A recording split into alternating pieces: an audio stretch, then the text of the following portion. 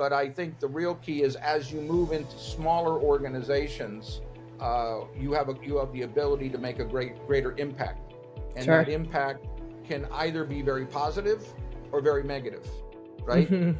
Like I used to tell my boss at Sun Orchard, I said, I don't make mistakes often, but when I do, they're big. When you're running a juice and ingredient supply chain, you look at the world differently. Hmm. So when I see tropical storms in the Gulf, the first thing I think of is Mexico, lemon, lime, and orange. Right? They're all grown Hmm. on the Gulf Coast. What my recipe to revenue has been is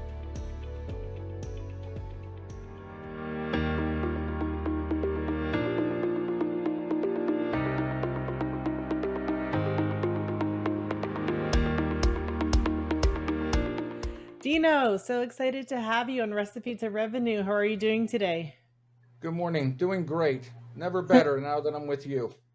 Thank you. Thank you. It's so good to have you on our show. For everybody listening, Dino Cardelli is a seasoned food expert. He has been in the industry for a long time with some amazing companies he's going to tell us all about. He is a partner at IBC and he's an independent consultant in the industry as well. He's worked with some multinational giants from Tropicana to PepsiCo to Dole and so on and so on and so on. So he has a wealth of knowledge in the space and on the agricultural side, supply chain management side, and then of course consulting. So now you're helping IBC through their journey of with their clients and their emerging brands reach new heights with scaling their businesses. So we're definitely going to talk a little bit about that. But Yeah. let's just start a little bit. Just kind of give us the brief overview of your career so far. Okay. I started my career in. I'm an ag economist from the University of Florida. So I had always had an interest in agriculture. So I studied agricultural economics, which is basically agribusiness. Hmm. So I've got a couple of degrees in agribusiness. One is in economics, and the other one is in plant production and entomology. And I stayed on and did my master's at the University of Florida in Hmm. agricultural economics, where this was a long time ago. Graduated in the 80s. Hmm. So I was working at UF when they were developing all sorts of simulation models. So back in the day, I was a Fortran programmer, I was a Pascal programmer, Hmm. I did SAS, did all sorts of statistical analysis, as most economists. And from there, I ended up going to work for the first job was Tropicana Hmm. back in the 80s, Big where presence in Florida, obviously. yes, back in the day, right? Yeah. That's when the Florida crop was 300 million boxes. Now it's Hmm. like 30, right? Yeah. So back then, I ended up working for one of the great agribusiness economists, Alan Morris, where I was doing long term contracts. And I was a futures trader, used to trade just like trading places. I used to trade on the floor, Yeah. orange juice contracts. We would trade through the traders on the floor. From there, I was recruited to go work for PepsiCo. And Hmm. back in the 80s, there was this product called Slice that PepsiCo I was remember it. yep. Well, you remember the other one. You don't remember the original one that actually had juice. I was uh, before your time. So now there's a new product that doesn't have as much juice. But I ended up moving to PepsiCo, Valhalla, New York, where I ran their procurement operations for juices and tropical products. hmm. My wife is Cuban. We had a family issue that we needed to move back to Florida. Hmm. So I ended up working for Dole Fruit Hmm. Company, and I was doing operational management, and I was doing a lot of stuff in agribusiness farming. And from there, we ended up moving to Costa Rica, where I took on the Nice. role, a young age of late 30s, I think I was, Costa Rica is one of my where I was favorite actually, places. yeah, I was actually running farming operations. So I had farms in Guatemala, contract farms in Guatemala, Honduras, Costa Rica, Panama, Colombia. We were Hmm. buying mangoes and those types of things. And I Yeah. actually had my own Wow. farm in the Dominican. So Wow. grew melons, Grew melons and both types, honeydews, cantaloupes, and Yeah. watermelons. Yeah. I had a 1,000-hectare farm in the middle of nowhere, a place called Oswa. How And did you end up getting a farm out there? How did that well, opportunity that was a transpire? company-owned farm, and Hmm. they hadn't run it in many years, so they gave me the opportunity to start it. Oh, nice. And from there, we ended up needing again come back to Florida to our roots, and Hmm. I got involved in the flower business, believe it or not, with some friends from Guatemala, and that was a nightmare, complete disaster. Lost all my money. Flower business is tough, very tough, Yeah. and Well, we were very short, cycles. shelf life. Yes. Yeah, it's well, yeah, it's shelf life. Whoever has it's basically an industry where whoever has the product is waiting for it to die, right? Hmm. So you have a very limited amount of time to get it from the farm to Miami on air freight to getting it out on the Armalini trucks, and the problem is that it's a very unscrupulous industry. It was back then where people would order flowers and not pay you, and it Mm. was a mess. Yeah. Uh, I left that with my partners. We left on great terms, and I got a job at Coca-Cola in Hmm. Atlanta, where I started out as the manager of global juice, and was basically for about 2.5 to 3 years roaming the world. On a every week I was out somewhere buying. We had a global procurement team where we were buying ingredients, and well, actually we were buying juices at the time. So I Hmm. was working closely with Minute Maid and the team there, and I was the Coke at the time was using a lot of juices in their beverages in Europe, Hmm. outside the USA. So from there, I was promoted to be the director of global ingredients and juice, and was managing about $1 billion spend, and roaming the world again. I was out on the road about 100 to 150 days a year, Wow. basically just negotiating and visiting plants. I've been to like 150 processing plants in the Yeah. world. So So you are the international guy in this industry. Who yeah, haven't you worked for? right, exactly. So from there, I mean, there's people that say you can have a 20-year career or you can Yeah. have 21-year careers. I kind of have done the other one. Yeah. Yeah. Kind of Yeah. had changed a bit. So you went from the ag side and economic side, and then into consulting at some point. So obviously, you I'll, accumulated a we'll tremendous get to amount the of consulting. knowledge. We'll get to the Yeah. consulting in a second. Okay. And basically, what I ended up doing is from Atlanta, there was again an opportunity to move back to Miami. I was Mm-hmm. born here, and all our family was here. So I started working for the Coca-Cola bottler called Panamco. And Mm-hmm. when I was working for Panamco, again wandering around Brazil, doing more Coca-Cola bottling things like buying resin, buying bottles, Yeah. labels, coordinating all the PET activities and Mm-hmm. those types of things with the bottler, doing bottler buying activity. It Yeah. got acquired, and I decided not to go to Mexico, and we got a nice, as they call it, the despedida, the goodbye, and they Mm. gave me a nice package. So I stayed in Florida, Okay. and that's how I got into consulting. Okay. I started consulting, and for about 10 years, I've consulted on my own, and I Mm-hmm. did all sorts of clients from the NutraSweet company to PepsiCo to Cargill Foods, where I was teaching procurement and teaching negotiations classes. Yeah. And then I hooked up with a group that was working, of all things, intercontinental hotels. So I Mm-hmm. was doing IT procurement. Had Oh. no idea what I was doing, Okay. but I had a That's lot of, a little yeah, a little shift. different. Yeah. Had a lot of guys that were my geeks, and Mm-hmm. basically we were kind of just herding the cats. We were trying to get them to basically not buy from their friends, so to speak. Ah. So we'd Yeah. run bids, and I'd write statements of work and all that kind of good stuff. Yeah. That kind of slowed down, and then I took a job with PepsiCo in Latin America, where I was the head of contract manufacturing, and Mm-hmm. basically making oatmeal. PepsiCo owns Quaker Oats, Mm-hmm. and was doing oatmeal and frying bananas and chips and making granola. I had six oatmeal plants that I was responsible for. and making lots of oatmeal. After that, they wanted me again to promote me and send me to Mexico, but family didn't want to go to Mexico. So Okay. I left PepsiCo and I joined Sun Orchard, where Sun Orchard is the premier brand. It does not from concentrate smoothies and juices. And I headed up the supply chain there and Yeah. ended up buying juices and bottles, boxes, caps, and labels and ingredients and all that sort of stuff, and ran that supply chain. Wow. A few years ago, I ended up deciding that I had a bit of a health problem. So I Hmm. said, listen, I can't keep traveling as I was, especially after COVID. Yeah. And I decided to step away and go back to consulting. And I joined IBC through the relationship that I had with Lewis Hines.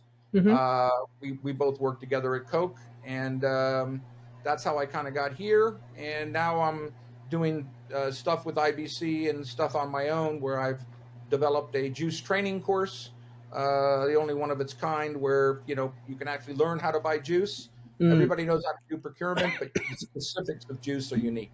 So Yeah. that's kind of been my Very career and cool. how I got to where I am today. Amazing journey. So, what do you think? Early on when you worked for all these huge companies, and even throughout, what do you think is how has that helped shape your view of the industry? As it stands today. Well, the industry has completely changed. Yeah. Okay. It has just completely changed from when I was there back in the 90s, mid 90s. I mean, there was Brazil was dominant in orange juice. China was dominant, was coming on with Hmm. all its Apple. But I think the real key is that the lessons that you learn as a senior procurement executive is that in a large company, um, there are a lot of formal processes, right? Hmm. So what happens is you have a lot of checks, a lot more checks and balances, right? Right. So the ability to make a mistake is limited. So I think the real key of what you learn when you're working for a large company is there's a lot of politics, Hmm. a lot of BS, as we would say, and you tend to um, make your recommendations at the corporate level, and it's got to be passed on. And typically all you got is like three bullet points, and you're done, Hmm. right? Yeah. Where the industry, and I still have a lot of friends and contacts back from the old days, Hmm. and we still talk about how it's changed. Yeah. And I'll talk about that in a minute. But I think the real key is as you move into smaller organizations, you have the ability to make a greater impact, and Sure. that impact can either be very positive or very negative, right? Hmm. Like I used to tell my boss at Sun Orchard, I said, I don't make mistakes often, but when I do, they're big. So that's why we always have to have, but there you had the ability to work directly with all the executives on the executive committee. And Yeah. what happens is that you can make a recommendation and immediately you'll see the tangible results. And Hmm. there are checks and balances, but Yeah. like in any corporation, but when you're making a buy on something, it can have a pretty big impact. Yeah, yeah, absolutely. Yeah, at the scale at which they operate, Yep. is a tremendous impact. And so, what do you think have been some of the trends you've seen change through the years? Well, I think the biggest trend is that back in the old days, right? Hmm. Anita Bryant and orange juice and a Hmm. glass of orange juice a day, and there was a lot of marketing money, and that was Yeah. pushing it. And I think now what really is some of the biggest changes from there was that juice is not juice anymore, right? Hmm. So if you say orange juice is probably in there as a juice. Yeah. But if you start talking about apple juice or you start talking about pear or grape, those are actually becoming what is would be termed an ingredient, right? Okay. So what they're doing is a lot of the companies are using juices as a flavor carrier, okay, Mm. or as an ingredient in their products versus just a juice drink, right? So I think the biggest trend is that people are using uh, juice to either carry flavors or provide a point of differentiation in their product.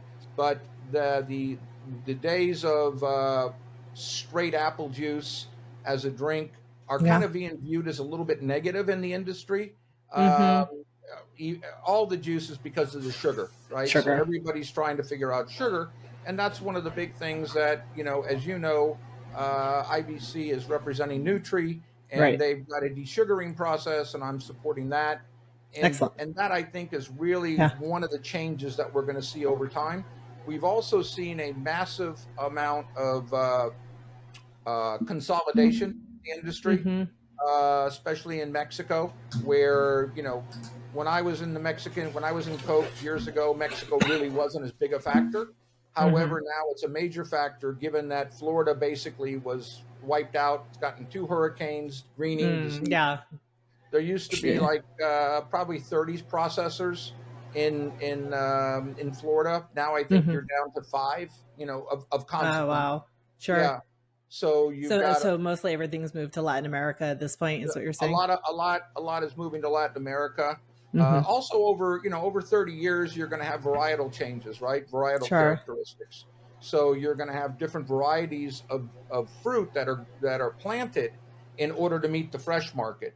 So when you Mm-hmm. begin to look at how the industry changes over time, in Florida, it was primarily a processing market.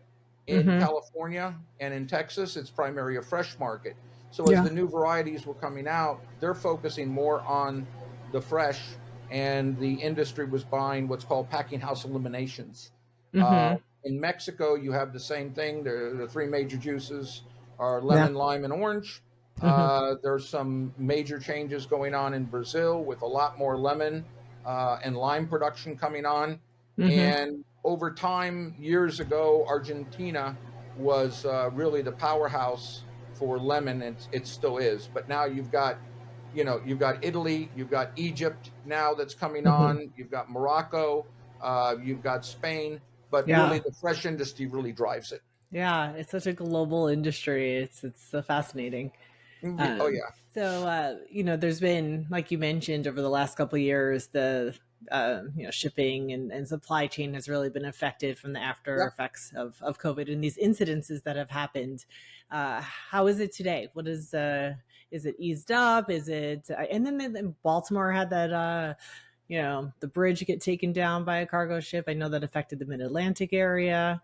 Yeah, Um, the biggest thing that was putting everybody into panic mode was the port strike. I mean yeah. that was common knowledge in the industry. Yep. Anytime that's about to happen, everybody goes into panic mode, and then that means you got to carry extra inventory. So really, when you're running a supply chain business, Mm-hmm. you really need to be looking at the all the factors that are looking at it, right? So what Mm-hmm. was happening during that period where the tanker hit in the canal Yeah. is everybody was scrambling. So what they were actually doing is they were taking containers off of ships and they were bidding it out, Uh right? huh. So they said, okay, you can put your container back on, but we're going to charge you $3,000 extra. But we had rock solid contracts, and we had Mm-hmm. really, really good suppliers at the time. Yeah. Well, those But contracts those are are important. you're constantly looking, when you're running a juice and ingredient supply chain. As I was telling my team as I was leaving and teaching them, Mm-hmm. uh, the key thing that you have is you look at the world differently.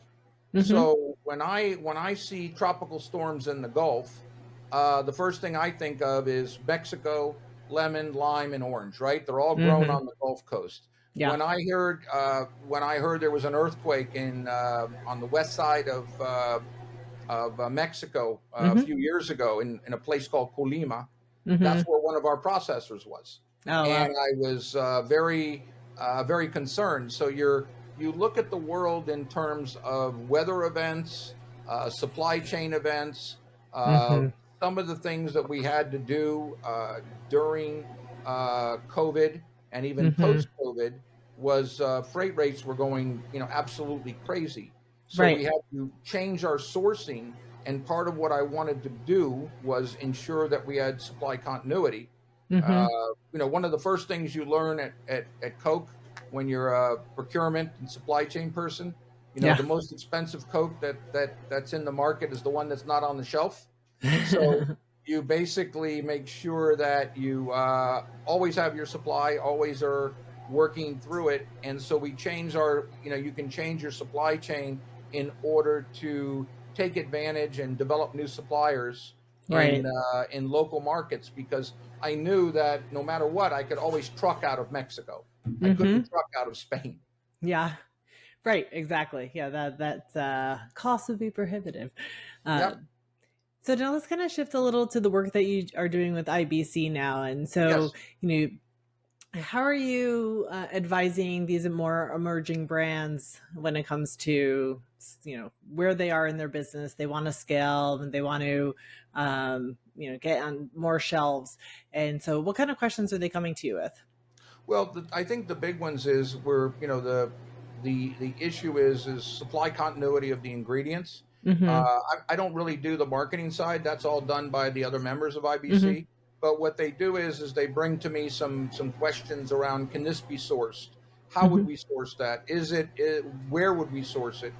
Who are the suppliers going to be? Do you know anything about them?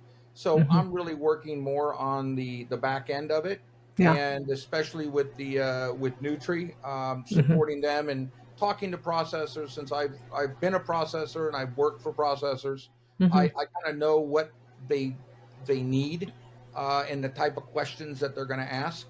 So I work mostly as an advisor, and Yeah. then of course I've got other other activities where companies will come to us for support and launching new brands, and then we write the proposals, and I'll give input Mm-hmm. on those specific proposals.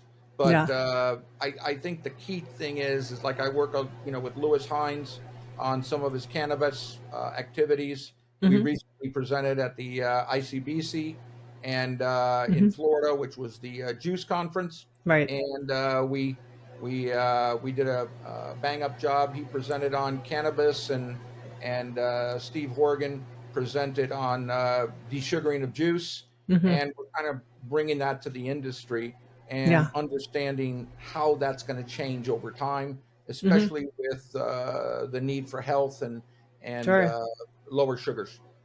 Yeah, just and we don't have to spend a lot of time on it, but the desugaring of juice obviously affects, you know, the type of work that you've been doing, you know, through the Hmm. years. And I know that's, you know, I'm thinking back to my childhood, and you know, it was drink your vitamin C. That was your orange juice, and Yeah, then they started marketing that it had potassium, and yeah, now calcium. yeah, calcium, and yeah, and then it's, well, it's too much sugar, or you shouldn't drink a whole glass, so you could just have a little bit, or Right. water it down with seltzer, or you know, all Yep. these things that started coming about the market. So now we have this, you know, opportunity to de-sugar juice without changing the flavor profile of Right, it, right? exactly. Or changing there's a lot of discussions happening right now in the industry on the technical side of how is it going to be labeled, right? There still is Mm-hmm. some questions around the um, labeling of it, Yeah. and what codex number does it fall into, right? Yeah. And so I think it's the wave of the future, and I think that it's definitely going to be around for a while. And that goes Mm-hmm. back to how is a juice being used as an ingredient, right? Mm-hmm. So people take it, you combine it. It's being used, and you can use juices and purees in Mm-hmm. yogurts.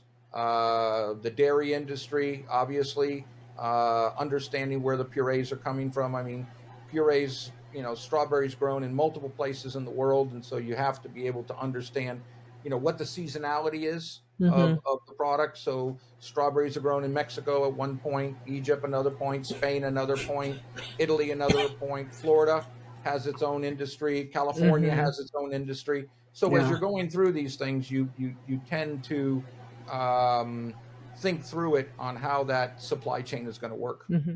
And does that really just come down to, you know, your personal relationships with each of these different markets? And, you know, California doesn't have it, so let me give Florida a call.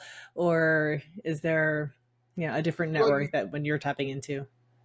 Well, there is some personal relationships, but it's pretty much business. Hmm. The key thing is, establishing your reputation, Yeah. establishing who you are, Hmm. and understanding the seasonality. So when you're looking at these products, you got to be thinking a year in advance, Yeah. right? Because by the time you get the product, and in most businesses, it's got to be tested, right? Hmm. So you got to get a sample in, and the Hmm. sample's got to be representative, and then it's got to go into the formulation. Then it's got to sit do a study, Yeah. shelf life study, and Hmm. that could take 2-3 months.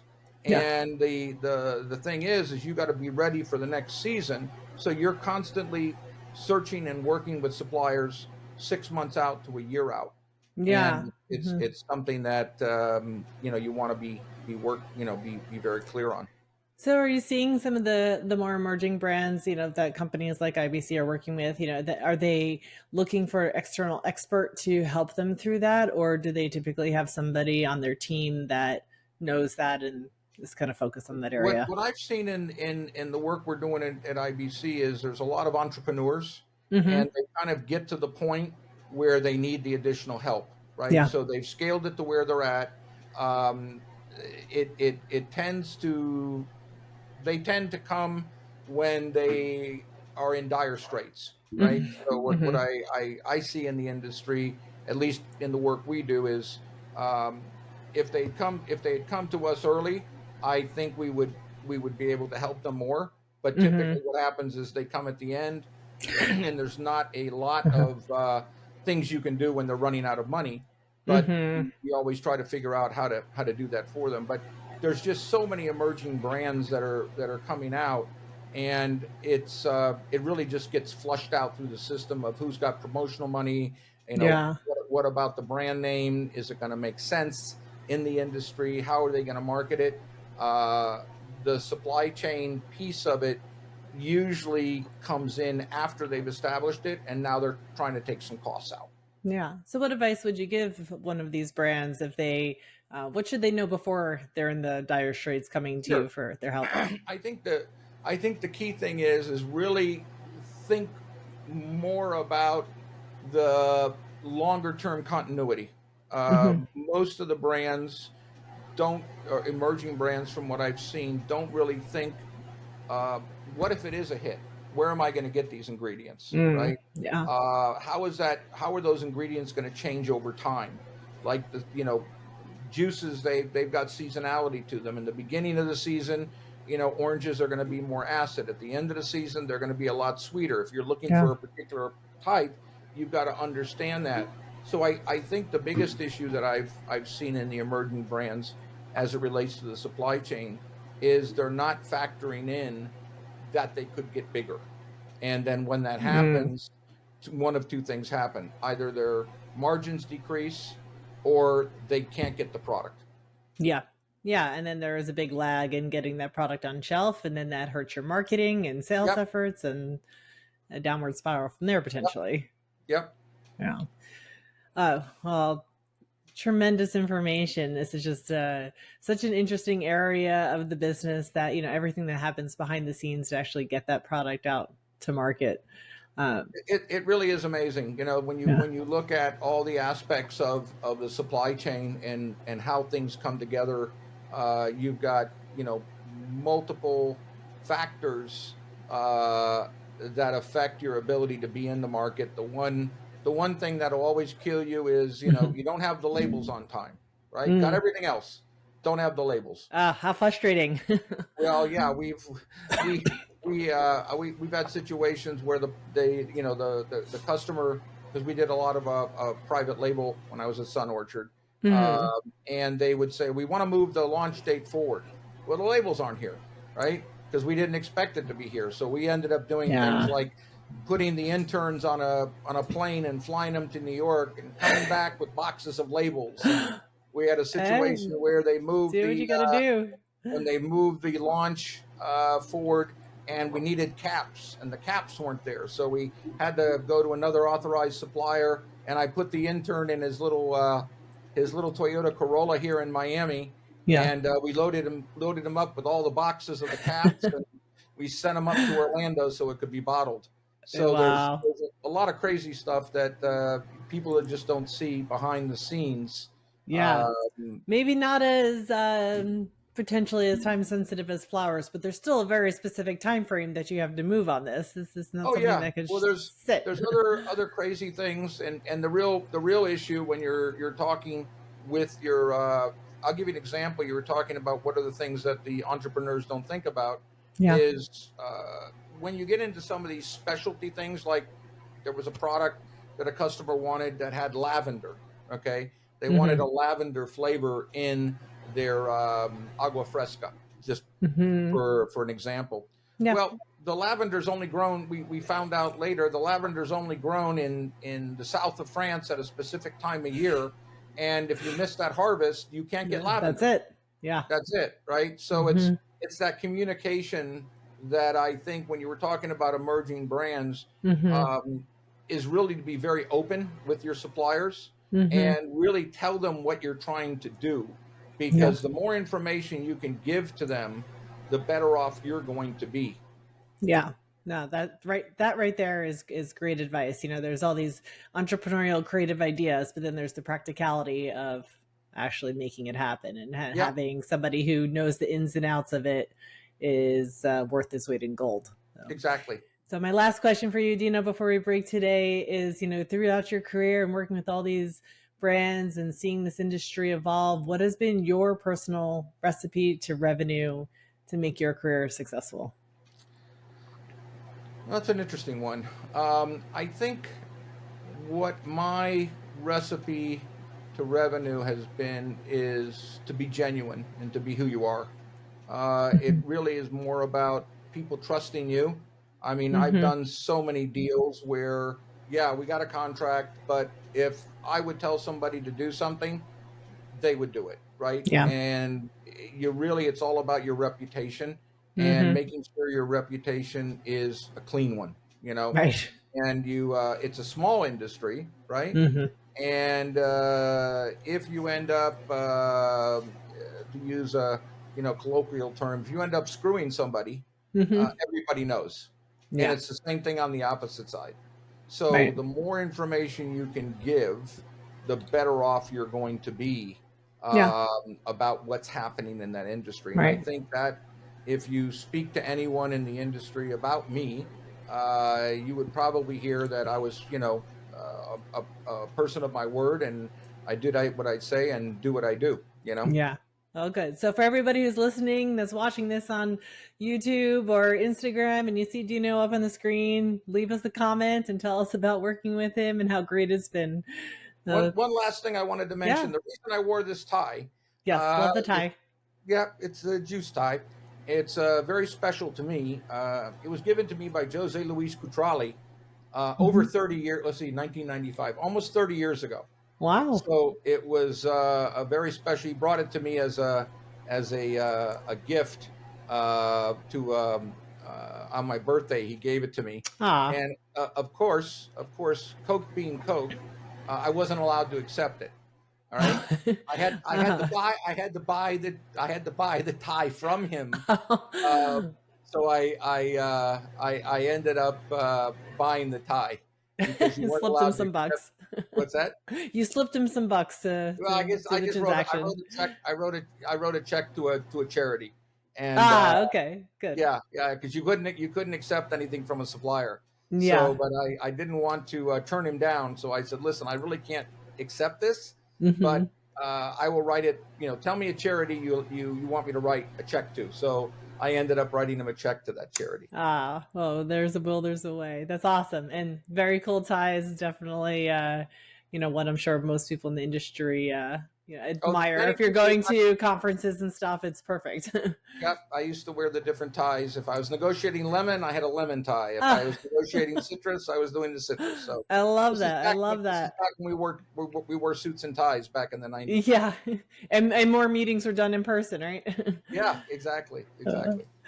Well, excellent, Dino. Thank you so much for joining us on Recipe to Revenue. A huge thank you to you and to IBC for allowing us to hear your story and to hear what you're working on now. And for everybody, if you enjoyed today's conversation, be sure to subscribe us, rate us, leave a review. We're on YouTube, Spotify, Apple Music, Amazon Music, iHeartRadio, and your favorite podcasting platform. So stay Yep. tuned for future episodes at sinuatemedia.com and at our social at Sinuate Media. And it will also be on IBC's social media. So you can look at them, Intercontinental Beverage Capital, on LinkedIn. And again, thanks for tuning in. Dino, again, thank you. We'll Thank talk you. soon. Bye. Bye.